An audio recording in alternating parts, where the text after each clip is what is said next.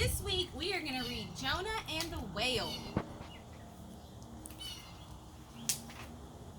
Jonah was a quiet man who liked living a quiet life. But God had a job for Jonah. It was a very important job.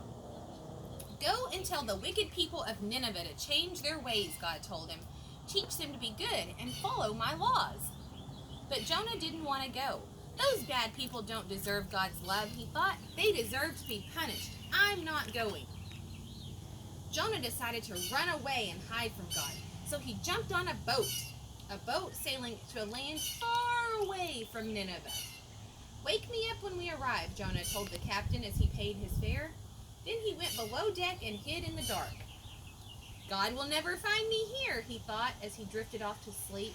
But God knew exactly where Jonah was. He could hear what Jonah thought too, and he knew just what Jonah was up to. You can't run away, Jonah, said God, and he sent a storm to tell him. Whoosh went the wind. Swoosh went the waters. Help, cried the sailors as the boat tossed on the sea, but Jonah stayed fast asleep. The storm grew angrier and angrier.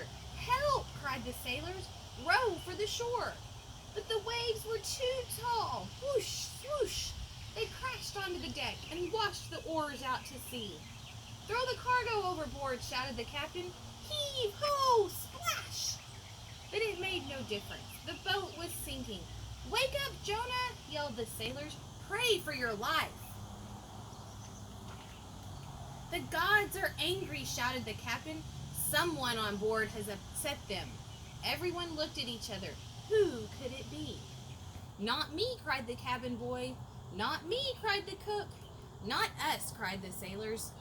It must be somebody, said the captain. We'll draw lots to find out who. Wait, shouted Jonah. It's me. My God is the one true God. He sent the storm because I disobeyed him. The sailors rolled their eyes and shook their heads. Now what do we do, they howled. We're all going to drown. God isn't angry with you, said Jonah. If you throw me overboard, the storm will stop. We can't do that, they cried. You'll drown. But Jonah was brave. Do as I say, he said. Heave, ho, splash! The sailors tossed Jonah into the stormy sea, and the storm stopped at once. Jonah slowly sank to the very bottom of the sea. Glug, glug, glug. But God didn't want Jonah to drown. Oh no, he still had a plan for Jonah. Open your eyes, Jonah, said God. I'm going to save you. Jonah opened his eyes just in time to see the biggest whale he had ever seen. Glump! The whale swallowed Jonah whole. Down, down, down slid Jonah into the whale's belly. Plop! He landed on a bed of seaweed. It was dark inside. It was cold inside. But Jonah wasn't afraid. He knew that God could see him and hear him wherever he was, even in the deep, dark belly of a whale. So Jonah prayed. He prayed as hard as he could. I'm right here, God, he cried. Thank you for saving my life. I'm ready to do as you ask. Of course, God already knew where Jonah was. He could hear Jonah's prayers too, and he knew just what was in his heart. So God sent the whale to shore. Hiccup went the whale.